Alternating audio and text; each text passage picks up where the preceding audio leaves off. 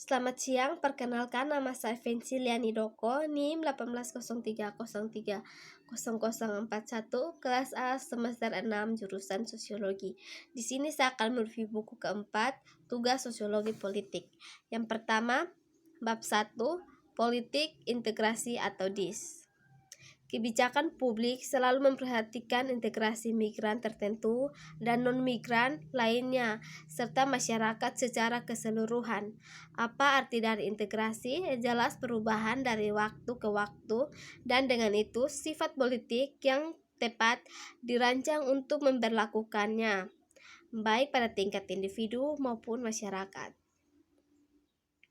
Meskipun ini pergeseran landasan konseptual, sesuatu yang disebut integrasi telah menjadi resmi tujuan kebijakan selama 50 tahun terakhir atau lebih, setidaknya di negara demokrasi. Sejauh integrasi pendatang baru prihatin, konsensus liberal ini mulai berubah beberapa tahun terakhir. Integrasi digunakan jauh lebih secara instrumental hari ini sebagai suatu ketetapan dan kesepakatan persyaratan yang tepat yang dapat diukur untuk pencapaian hak-hak tertentu, termasuk kewargaan negara. Sementara beberapa migran selalu dikecualikan dari kebijakan integrasi.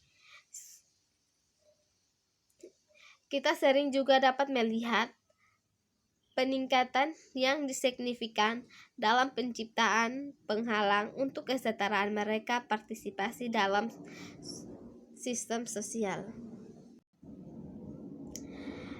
Dalam beberapa kasus, hal ini bahkan mempengaruhi warga negara baik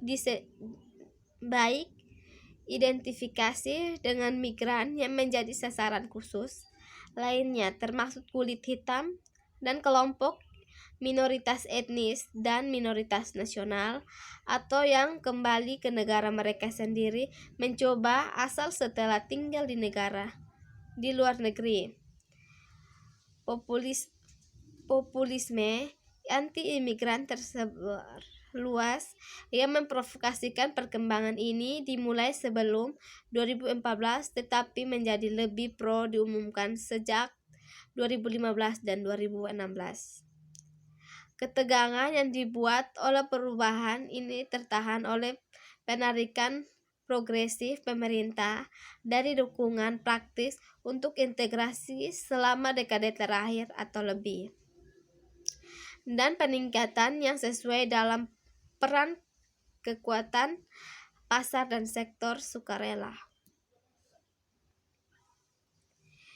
Integrasi sebagai sekumpulan asumsi, praktik kebijakan, normatif, dan wacana yang selalu tertanam dalam konteks tertentu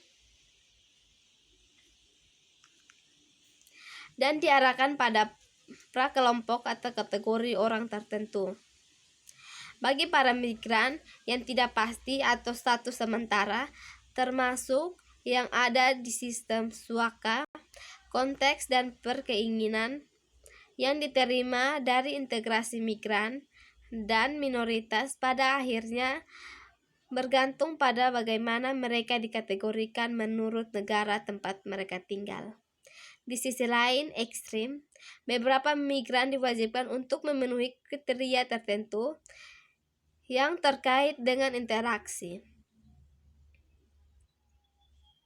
untuk memperbaharui visa mereka, bersatu kembali dengan keluarga mereka, atau akhirnya dinaturalisasi. Untuk yang lain, integrasi diteguhkan sementara, misalnya sampai status suaka mereka ditentukan atau tidak dianggap perlu, mengingat tempo yang secara eksplisit diskriminalisasi seperti dalam kasus para migran yang kehadirannya di negara itu dianggap ilegal. Kebijakan telah mulai muncul yang tidak sederhana. Play mengecualikan kelompok dari dampak yang berpotensi menguntungkan dari kebijakan interaksi, tetapi yang memiliki tujuan tertentu merusak integrasi mereka atau tertentu aspek itu.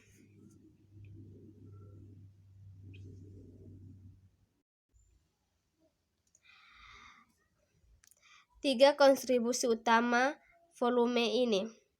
Secara keseluruhan, buku ini dengan demikian secara eksplisit menganalisa berbagai aspek politik atau disintegrasi, tren jangka panjang yang menghasilkan dan kemungkinan implikasi masa depan mereka. Dengan demikian, ini memberikan tiga kontribusi penting untuk literatur yang dibahas di atas. Pertama, ia mengeksplorasi bagaimana integrasi dibingkai dengan istilah dari kapasitas terbatas sehingga membutuhkan langkah-langkah disintegrasi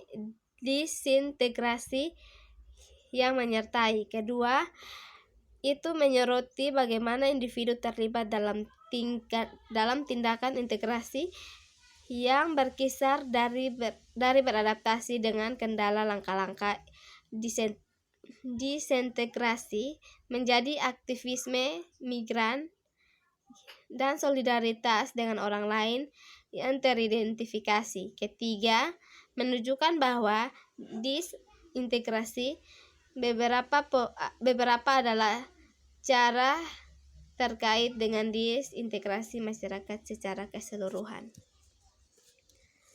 Argumen kapasitas terbatas.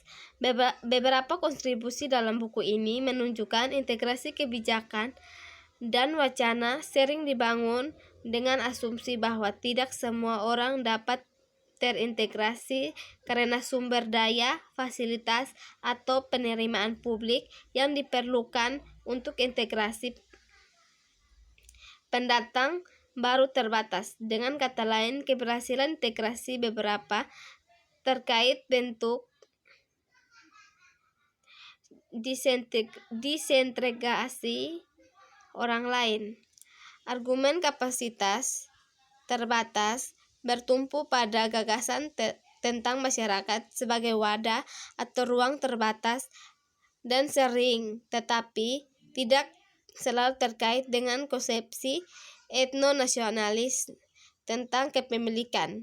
Ini juga memerlukan seruan untuk pembatasan imigrasi atau jenis tertentu dan pemilihan siapa yang dapat tinggal dan berintegrasi dan siapa yang tidak. Dengan latar belakang kapasitas integrasi yang seharusnya terbatas, keputusan pembuatan tertarik dalam memilih harus hanya orang-orang untuk jalur integrasi siapa yang kemungkinan besar akan tinggal dan siapa yang benar-benar membutuhkannya.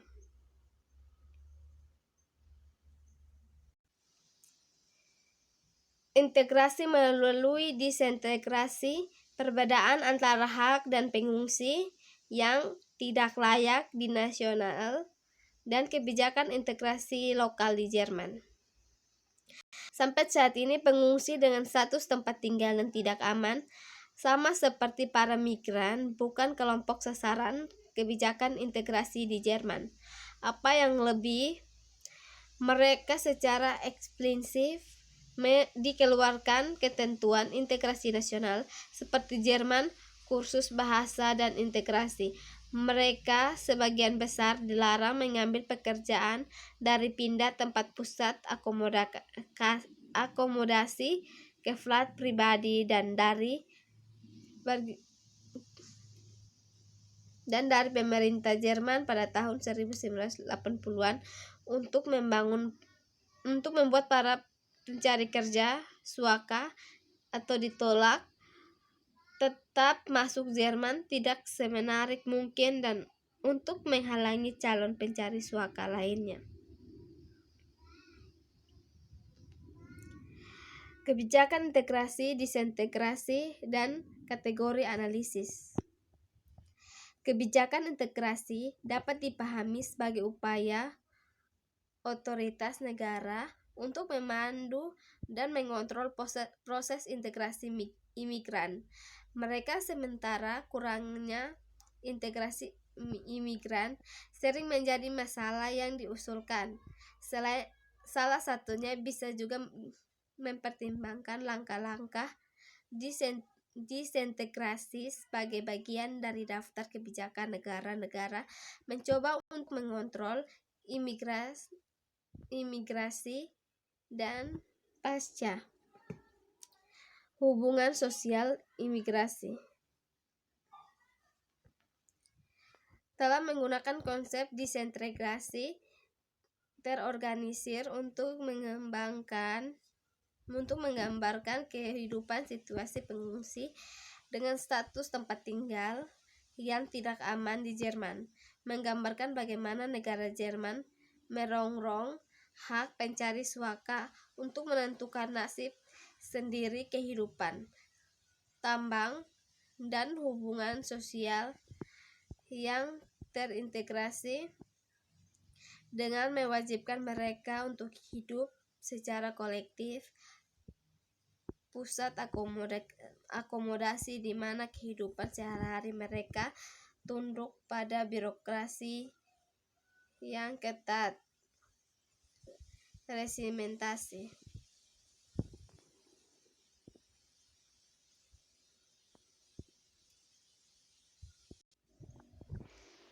Metodologi.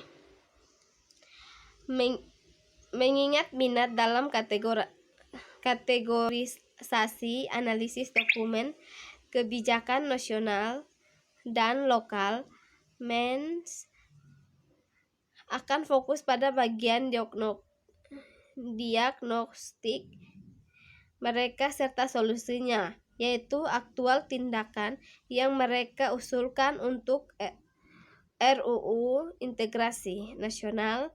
Berarti saya juga memperhitungkan rancangan RUU pemerintah eksekutif dan pernyataan lain yang terkait ketagihan. Inisiatif untuk memahami bagaimana suaka dinegosiasikan di lingkungan lokal tertentu dan bagaimana hal itu berubah seiring waktu, mengingat fokus bab ini pada perbandingan tingkat nasional dan lokal. Analisis konflik yang berbeda dengan kontradiktif, logika di dalam dan di antara institusi lokal harus dihilangkan sejalan dengan kategori analisis serta yang dijelaskan di atas. Saya melihat konstruksi demarkasi dan penandaan target dari kebijakan integrasi baru-baru ini serta pemahaman tentang grasi dan masyarakat perkotaan yang disampaikan oleh kebijakan tersebut. Demikian hasil review buku saya. Sekian dan terima kasih.